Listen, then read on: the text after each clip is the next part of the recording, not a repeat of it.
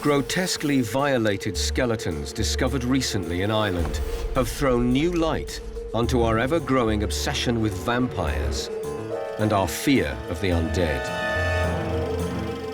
This burial was very obviously treated in a violent and aggressive fashion. This is probably the most extraordinary deviant burial I've ever seen. I think the message is still the same. It's a very determined attempt to keep this person down. Archaeologists are now investigating why these bodies were subjected to such violence. The answer may lie in horrors that have haunted us for centuries. Milo, 25 years old, also showing signs of the condition of vampirism mentioned. There was this intense fear of vampires and revenants, people coming back from the dead and haunting the living.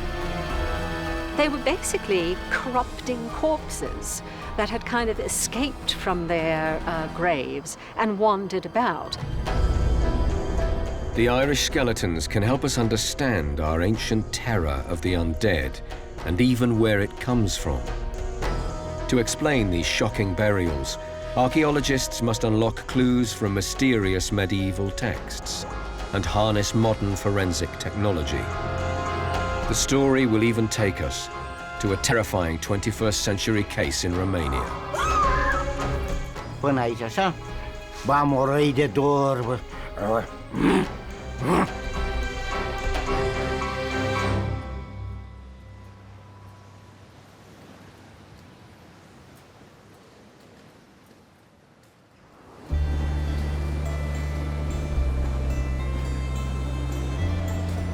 The mountains and lakes of Western Ireland have long been seen as a land of mystery, haunted by fairies and magic. In 2004, archaeologists began an excavation in a little-known area called Kiltetian that would open a window onto our darkest fears. They were searching for a medieval bishop's palace dating from the 12th century. Chris Reed is one of the directors of the project. When we started excavating, we were hoping or anticipating that this was possibly the location of this bishop's palace, and we couldn't have been more wrong. They began to excavate underneath the flagstones of a ruined building near the lost palace. When we lifted up the stones themselves in here, we literally had faces looking back at us, which had been crushed flat by the floor, indicating that whoever built this building at whatever time period knew that they were building directly on top of human remains, which is quite a dark and gloomy kind of thing to do. Within this quite small area, literally about 3 meters by 3 meters, we excavated somewhere between 30 and 40 skeletons, literally stacked one on top of another in quite shallow graves. This was just one of a series of remarkable discoveries. The team made more cuttings into a raised burial platform in the field. Each was filled with bodies. Based upon where these cuttings are actually located, the density of burials and their depth, and if we sort of assume that all the areas in between are similarly filled with burials, we're probably looking at a total burial population of between 2,500 and 3,000 people, which makes it a very, very, very substantial cemetery. Late one morning, Chris was called over to see a new skeleton emerging from the earth. This skeleton in particular was clearly treated in a very violent and aggressive fashion. Visually, it's quite striking, particularly the legs, the way they've been twisted and bent back up around the stone. It's really disturbing, and it's also shocking as well, but it also makes it very interesting. It seems that this large boulder was deliberately placed in the grave to deform the skeleton. Professor Mark Horton has excavated hundreds of medieval burials, and he is astonished by the find. I've never seen anything so extraordinary. You could actually do this naturally. It's as if this person has been broken into many bits and they're bound together into a great bundle of flesh. The spinal column would have come round here, round underneath the chest, back round, and then the pelvis must have been here. It's almost as if they'd broken the body up, bound it in such a way that it couldn't possibly ever come back to life again. In my entire archaeological career, I've never ever seen anything quite like it. As they dug further down into the layers of burials, there were more remarkable finds. On archaeological sites, the best part of the excavation is when somebody shouts out loud, "I found something," you know, everybody come look. And as the skeleton was being uncovered, it was very, very clear that, yeah, there was this large stone stuck in the mouth. Visually, it's a very dramatic sort of image. None of the team had ever found anything like it before. But then there was another discovery. You always expect to find something unexpected on an excavation, but then when we found a second one, and in the exact same area, we knew we had something that was special. But why were these bodies treated with such violence after they were already dead? The archaeologists removed the 3 skeletons from the site, along with more than 100 other burials. They took them back to the lab for further analysis. As the skeletons were cleaned, shocking evidence emerged about the deaths of some of those buried in the cemetery.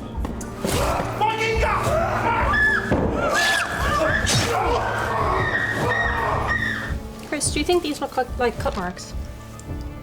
Yeah, definitely. Now that's a big, big chop mark and then a smaller one parallel to it. Very, very straight edge. The cut marks suggest that some of the Kiltetian bodies were killed by bladed weapons, like swords or spears. In that time in Ireland, you have multiple different kingships in the region. Each of them is vying for authority.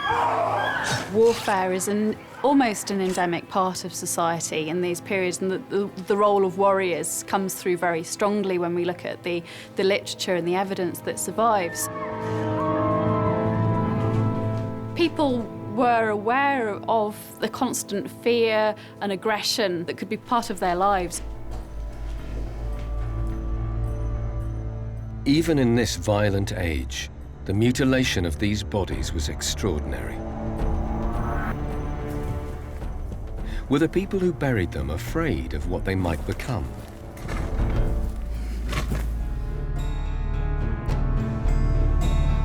The strange burials in Ireland are not the only ones that have been found. They've also been discovered all over Western Europe.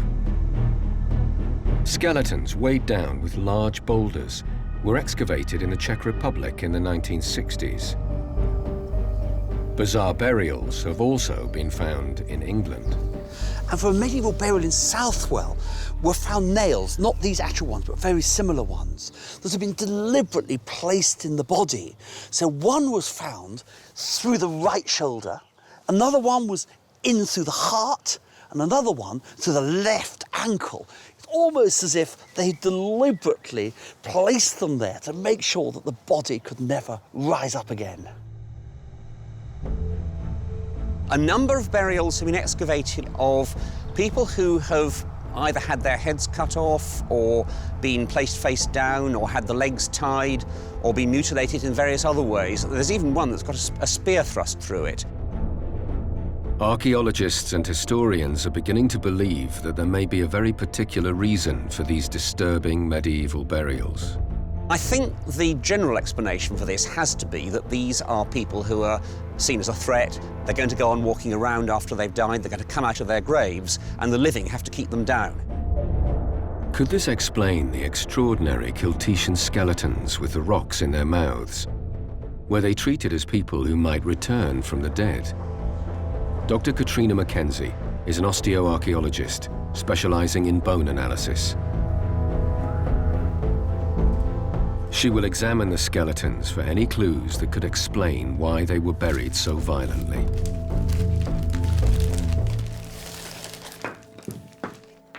The thing that interests me most is that when you look at the skeleton, you're looking at an actual human being who lived and died long ago, and you're looking almost directly into the past. It's always really exciting when there is something unusual about the skeleton or about the burial position, because you just can't help but wonder what it was that happened in this person's life that meant that they were buried in a different manner. Katrina has reassembled one of the skeletons with the stone found in its jaws. This individual is a male individual. It's a young adult, which is probably between 30 to 35 years of age. These bare bones can give us a glimpse of what this man might have been like. He was quite a muscular individual. He's got quite prominent muscle markings on his skeleton, which shows that he was quite physically active during his life. But it is the stone that intrigues her. This is the stone which was forced into the jaws of burial 102. As you can see, it's quite large and it's quite heavy as well. It's triangular in shape. Yeah, I've not seen anything quite like this before in my own experience. Could the skull itself reveal any further clues about why the body was treated so violently? When it was recovered from the earth, it was already in an extremely fragile state. As the team cleaned and prepared it for analysis, they began to realize the extent of the damage. Do you think there's any chance of the skull actually being pieced back together? I don't think it's going to be possible for us to reconstruct it more than I already have. The facial bones were very crushed when they were in the ground, and so I literally have hundreds of tiny fragments of mostly facial bones, which it would be near impossible to piece it all back together. The past is not going to unlock its secrets easily for the Kiltetian archaeologists. Centuries of farming on the land may well have damaged the skull, but even graveyards that haven't been farmed or built on can yield skeletons in strange positions. At Berkeley in Gloucestershire, another cemetery is under excavation. Project leader Professor Mark Horton knows how easily bodies can shift from the position in which they were buried. This is a fairly normal early medieval burial. You can see the bones are in the ground, the arm bone, the skull and so forth. We've just found it, we're cleaning it up at the moment. But how a body reaches this position is quite a complicated process. Some bodies literally blow up underground as the gases are generated and it's in a confined space. And, you know, there's stories of people walking around churchyards and you hear them going pop, pop, as these bodies are exploding. Bones can go everywhere, if you like. In fact, here you can see probably the skull wasn't laid in that position, might have fallen over into that position. So when people discover bodies in the ground, they can be in all sorts of extraordinary positions. They're not necessarily how they've been laid down. So could this explain the strange burials at Kiltetian? Could the stones in the jaws somehow have slipped in there by accident as the result of violent contortions during decomposition? Chris Reed is convinced this is not the explanation. It was very obviously intentional. This is not a stone which rolled into the mouth after the burial process had been completed or through later disturbance. It could only have gotten there if it was put in quite forcefully. The burials with the stones in the mouth are very interesting because they're large boulders and they look like they've been pushed in with some force into the dead body. And it suggests that they're trying to block the mouth. And that could be to stop a soul having left the dead body from re-entering into it and reanimating that body so it could rise from the dead. There is another feature of the Kiltetian burials which confirms that they were entirely deliberate.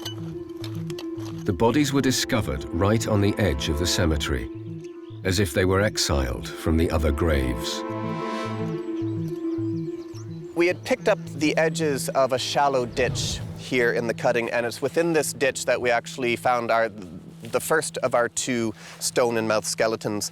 So it was sort of lying out on this axis, which is not quite east-west, but northwest, southeast. And the body would have been lying this way, with its feet slightly raised, because on one side of the ditch, and the head slightly raised at this side, looking in this direction with the stone in the mouth. Archaeologists use a special term for these strange burials in Ireland and elsewhere. They call them deviant burials. Deviant means abnormal, anything that's particularly strange or uncharacteristic, not what you would expect from a Christian burial in this period. The Christian faith had a well-established canon of beliefs. You don't take objects with you. When the world ends, everyone will rise from their grave and face the rising sun, so that burials are orientated east to west. And because this was such a matter of conformity, I think when there's a deviation away from that expected pattern, it suggests some deliberate thought process has gone behind why you are doing something so abnormal. All the evidence suggests that the deviant Kiltetian burials were treated as if the dead might return from the grave and become the medieval equivalent of vampires.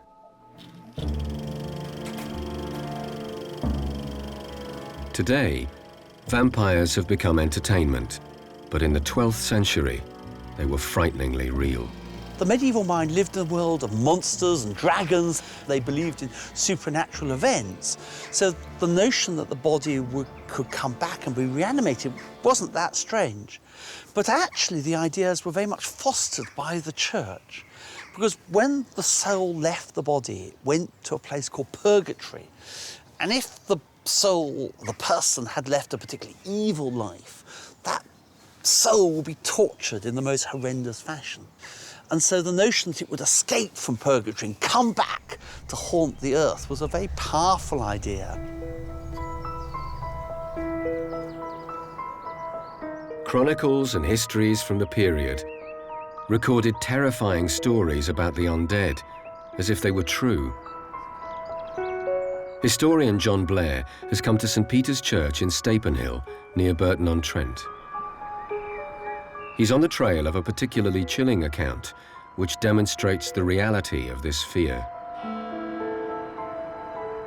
The extraordinary story of the Stapenhill vampires begins when two peasants on Burton Abbey territory are poached by a lord nearby, and he persuades them to move to the village of Dracula, which is just down the road. The story is set in 1085, when the peasants were moving to a thriving community of several hundred people.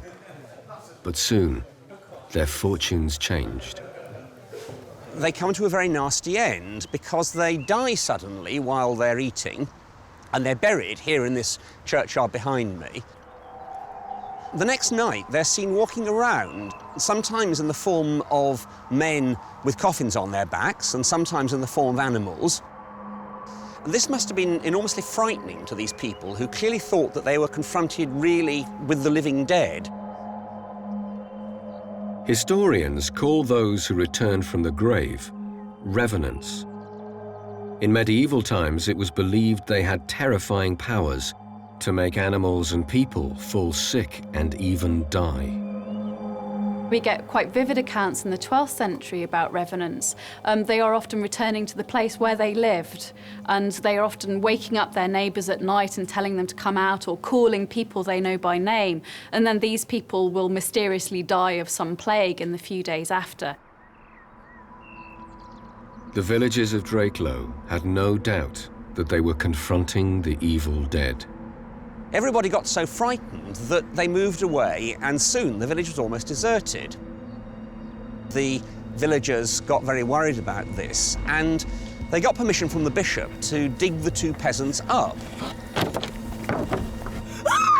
They found that the bodies were uncorrupt, but the cloths over their faces were stained with blood.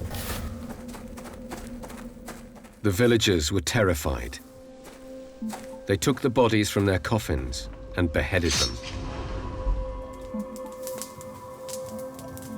Then they cut open the corpses and tore out their hearts. They carried the hearts quite a long way, probably to this hilltop we're on now.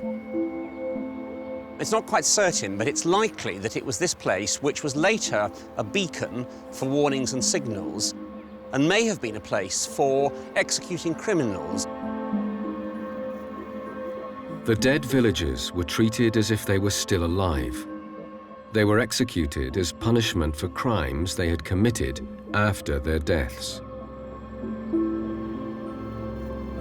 It is said that 2 black crows rose and flew out of the smoke from the burning hearts.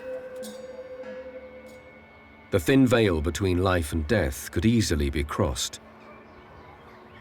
Some were so fearful of returning as a revenant that they left detailed instructions on how to avoid it. One of the very best descriptions we've got of the practice of revenants in the Middle Ages comes from here, from Berkeley in Gloucestershire. It's told by William of Malmesbury, one of the most reliable of the medieval chroniclers writing in the 12th century. And he describes a witch living here in the nunnery in the 1060s, who was so worried that her body was going to be reanimated after her death that she left very specific instructions that when she died, she should be sewn up in a stag skin, placed in a stone sarcophagus, and then that should then be wrapped round with 3 massive sets of chains and locks and buried in the ground. Well, what actually happened was that the body was placed in the ground, and everyone did incantations for 3 days, but even that didn't stop the devil, who, according to the story, came in a black horse, dug up the body, broke the chains asunder and took the witch away to haunt this place forever after.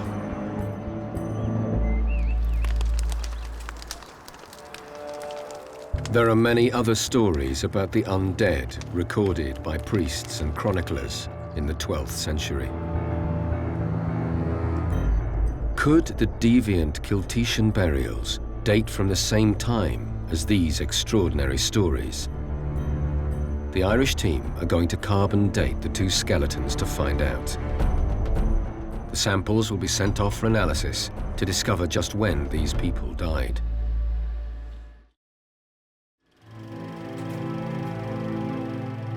These ancient beliefs in the undead have survived in literature and folklore for centuries. Even today, in parts of Central Europe, people guard against the possibility of the dead rising from the grave.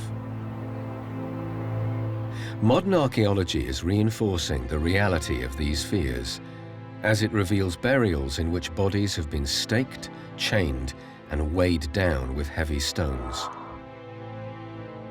But how did this fear evolve into what we recognize as the vampire, the blood-sucking creature that stalks our TV screens and our nightmares? How did a folk terror become a modern fascination? In December 1732, a team of Austrian military doctors was sent to investigate a disturbing series of deaths in a Serbian village, then part of the Austro-Hungarian Empire. The doctors were led by a senior surgeon called Johannes Fluckinger.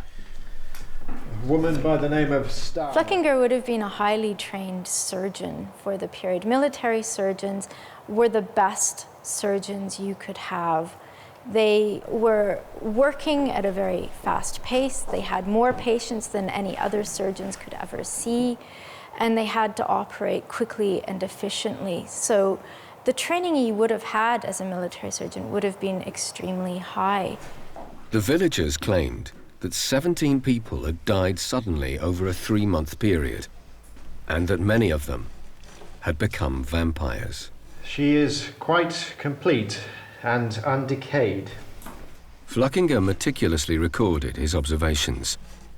In this new age of science, he thought that the villagers' beliefs belonged to the medieval past. She had herself said before her death that she painted herself with the blood of a vampire. Wherefore both she and her child, who died right after birth, must also become vampires. Fluckinger's main mission would have been to quash any idea that vampires were real, and also to get to the bottom of what exactly was going on. One of the big concerns would have been for the authorities, was there an epidemic of some sort?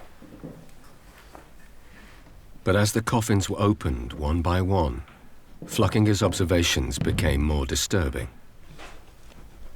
What he would have noted when he went inside the body was only 4 of them were decomposing naturally, or what he assumed was natural. The new nails are evident, along with fresh and vivid skin.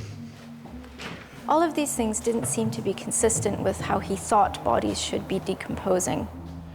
Upon the opening of the body, there was revealed a quantity of fresh extravascular blood. What the doctors were seeing contradicted their medical training. Not, as is usual, filled with coagulated blood. Modern medicine would recognize that these symptoms of vampirism were simply the normal process of decomposition. Milo, 25 years old. Bodies can seem to be plump and healthy because of gases swelling up in the dead tissue. By the name of Militsa. Bloodstains around the mouth are the result of stomach fluids leaking out. She also was in a state of vampirism.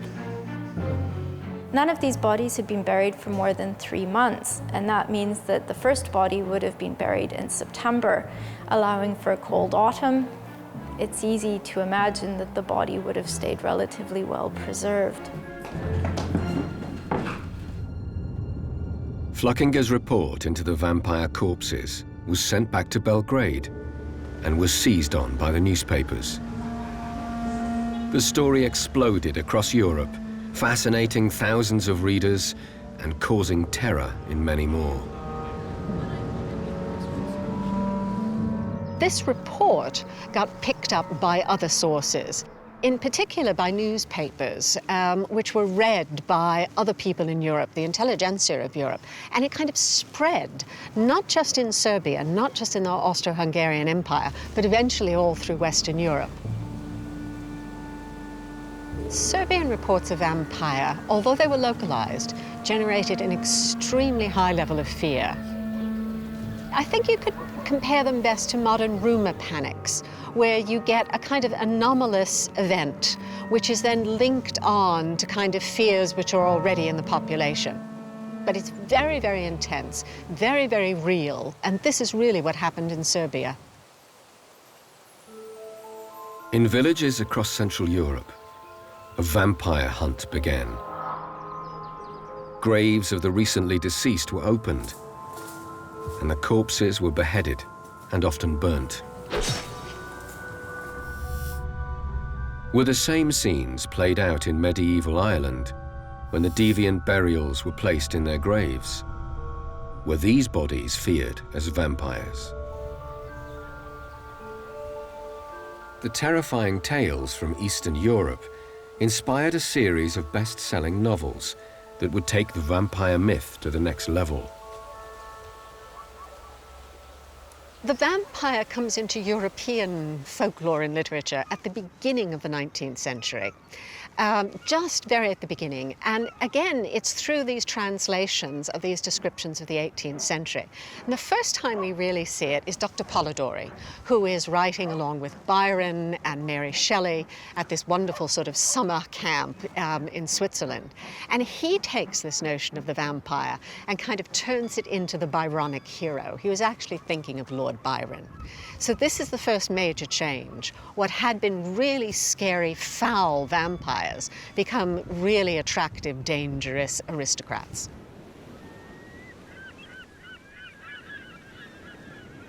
In 1898, Bram Stoker transformed the idea of the dangerous dead into the sophisticated predatory vampire at the heart of so much film and fiction. Now, come inside and experience the Dracula story. Dracula was set partly in the Gothic ruins of Whitby Abbey, which Stoker explored during his holidays on the Yorkshire coast.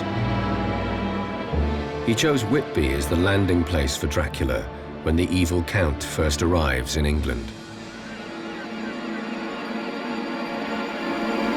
Stoker's sources were exactly these 18th century panics.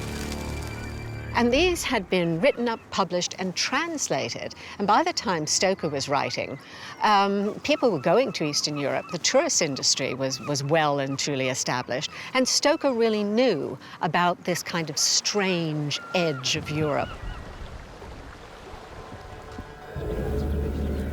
The superstitions that Stoker harnessed in writing Dracula are still alive in the 21st century. In parts of Central Europe, fear of the undead remains chillingly real.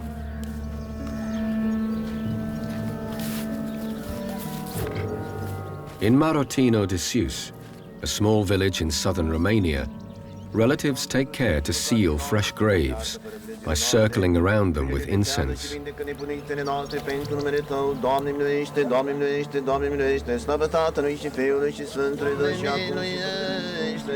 Villagers bring the deceased food to ensure they have everything they need for the journey into the next world.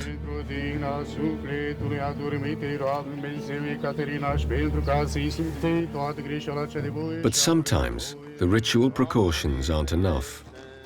In 2004, 5 men went to the village cemetery to exhume the corpse of a man called Petre Toma, who had died recently. Toma's niece, Mirela Marinescu, claimed he had become a moroi, a Romanian word for the undead. Da, eu îl vedeam în imaginație, mi se părea, deci umbra lui. Deci eu îl vedeam, deci și noaptea, deci să spui toți vecinii cum veneau și că uite a fost și nora dânsului, deci multă lume. Deci cum o vedeam, deci și aveam așa, tremuram, deci... Mirela believed that the moroi would kill her, so her husband asked farmer Johannes to help him in destroying the creature. Hai să-l dezgropăm, că e făcut moroi și că nevastă mea moare, Mirela. Înțelegi dumneavoastră? Să mergem la cimitir. Dom'le, era un îngheț puternic de tot, puternic. Dar puternic, nu așa. Deci când am cu târnăcopul, să sărească întâi din târnăcop în gheața aia. Când am de-am spart gheața la cimitir. Da, în rest, sângele era proaspăt. Uite, de aici așa, de la încheietura gurii până la ureche, aici, în partea asta. It's chillingly similar to the story of the Stapenhill vampires in England, recorded almost 1,000 years ago. Mi-a băgat cuțitul și l-a despintecat de aici, așa, de la... Scuzați-mă, nu știu cum să mă exprim, până aici, așa. Ba, morăi de dor, bă. Zicem vecinul meu, dacă a sărit din groapă, de nu mai prindea aici cu pușca pe cimitir de frică. Bine. The villagers were going to destroy the moroi by cutting out the dead man's heart. On the first night, they couldn't find it, so they went back a second time. This time, they succeeded. They collected straw and dried corn husks to make a fire. Și așa zicea că se arde la răscruci. Am pus cocinea jos, pai, le-am dat foc și inima s-a luat în furcă, că așa se lua în furcă, cea că să nu pui mâna pe ea. Am luat-o în furcă și când am pus-o acolo, domnule, și i-a făcut focul ăla, flacăra aia, știi cum părăia?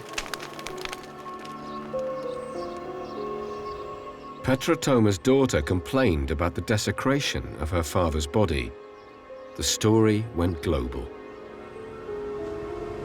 Even for Romanians who are born in towns who don't know these practices, when the whole story pumped out in the media, it was a very, very bad feeling that it was a scandal. Look here, how primitive we can be. How come? So what will say the strangers, Europeans, when hearing this kind of primitive practices?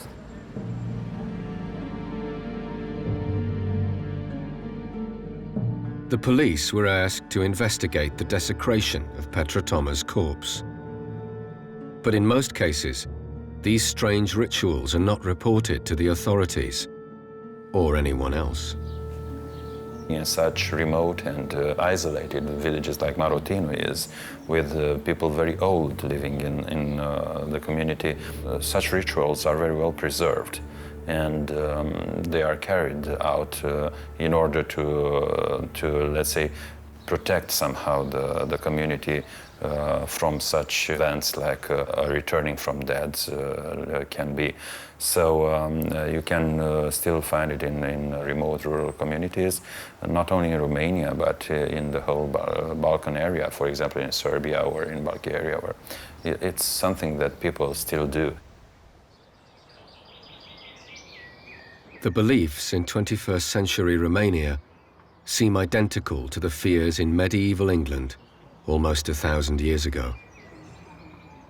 It is quite amazing the level of continuity that we can see in these beliefs in Europe across a very broad time span. And I think it shows that, you know, people feel not everything can be explained rationally. There is still space, even in modern society, for fear and superstition.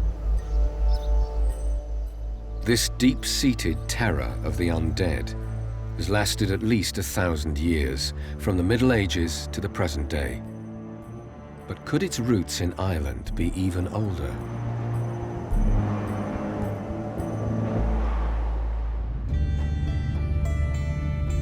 The archaeologists investigating the deviant burials found at Kiltetian are waiting for the results of carbon-14 dates, which will tell them when these individuals died. Chris Reed is on his way to the lab to get the results. It's one of the treats for us archaeologists to actually get a date back. Because I suppose more than any other sort of bit of analysis, it allows us to do what we're supposed to do, which is put the site in some kind of chronological order. My own feelings is that it's early rather than later medieval, somewhere in the 8th, 9th century. That would be what I would be thinking, and I like being right, so I hope that's what it is. It will be remarkable if Chris can trace this fear of the vampire dead back several centuries before the earliest medieval accounts.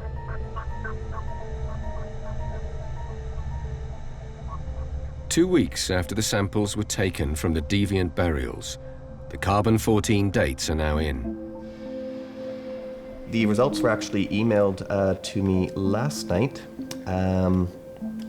from the company in Miami, and so just gonna have a look here.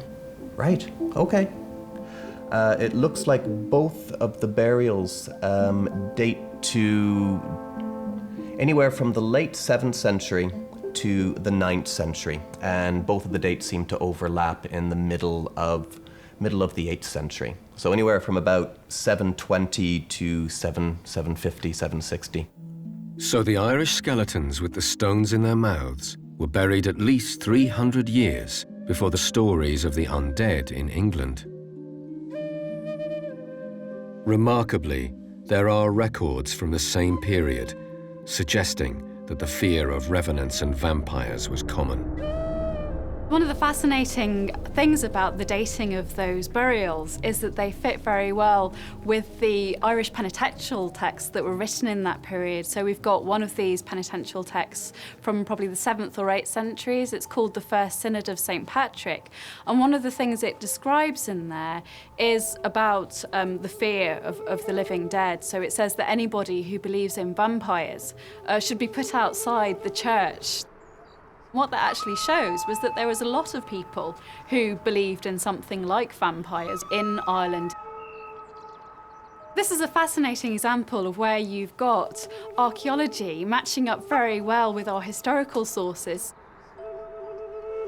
But why would this fear have been so powerful in this period? John Blair believes that the arrival of Christianity may have triggered a wave of phobia.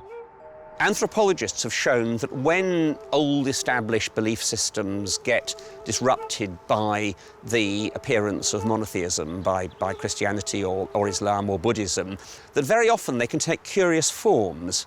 Now, an obvious possible context for that would be 7th century England, with the conversion of the kings and then the kingdoms to Christianity between about 600 and about 660. And it is very interesting that a lot of the deviant burials come from that period. And so it may be that a heightened sense of fear at certain categories of people who may be seen to be a threat after their deaths is something that comes when Christianity undercuts the old beliefs and people are unsure what they should believe in. Those fears seem to have driven people to treat the Kiltetian skeletons with extreme brutality.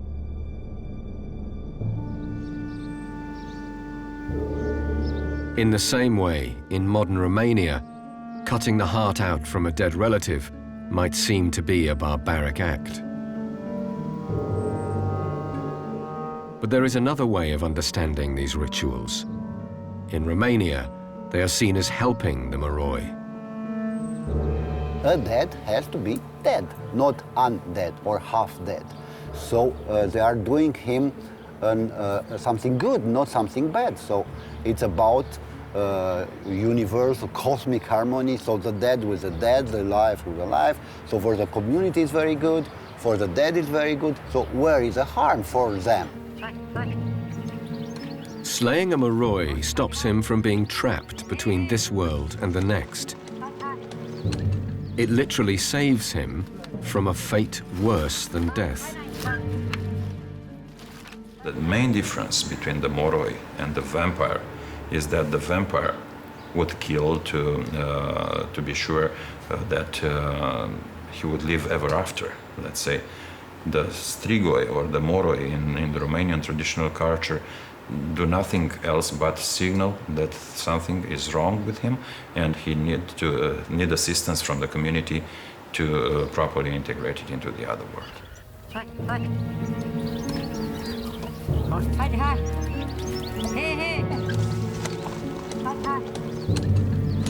Dacă să fiți sigur, Doamne ferește și Doamne păzește, dacă aveți părinți ăștia bătrâni, mai bine îi băgați un dreacul așa la inimă. Băgați și e sigur că nu se mai face un moroi, că atunci vine și vă ia. It's extraordinary how this modern folklore could be the key to understanding a deep-rooted fear that can never be explained by archaeology and science alone. Archaeologists always, as it were, have been very reluctant to use folklore, folkloric traditions as a way of explaining ideas in the past. They think, well, they may have been reinvented in the 17th, 18th, 19th centuries. Can we really get into the medieval mind? I mean, I think there's often a lot of truth behind these folklore stories. I'm sure that as more examples are published, archaeologists will become sensitized that actually when they find stones in burials or they find nails in aberrant places and so forth, they will begin to say, maybe that's a revenant burial, and publish it. And so hopefully, as awareness increases, so we'll begin to recognize that actually it wasn't a very rare thing, but actually really quite common in the Middle Ages. For archaeologist Chris Reed, the deviant burials have enriched his understanding of Ireland's mysterious medieval past. The stone and mouth skeletons, when they were first discovered, none of us really understood the potential importance of them or significance in the wider scheme. But as time has gone on, we've all realized just how special they actually are and how unique within an Irish context. Farmer John Burke owns the land at Kiltetian, where the skeletons were found. He believes that whatever the reasons for these strange burials, the bodies should now be returned to their graves and left to rest in peace. It's a strange thing, but my dad would always have said this was a very peaceful place. For me, it's a sacred place, and it will always be a sacred place, with no particular fear or thoughts or otherwise. And in a way, I feel almost in a way responsible or a duty bound to respect the people who are buried there. Those people, they weren't brought from anywhere else. They're the local people's ancestors. And I respect that, and I think we're privileged to have this kind of site on our land.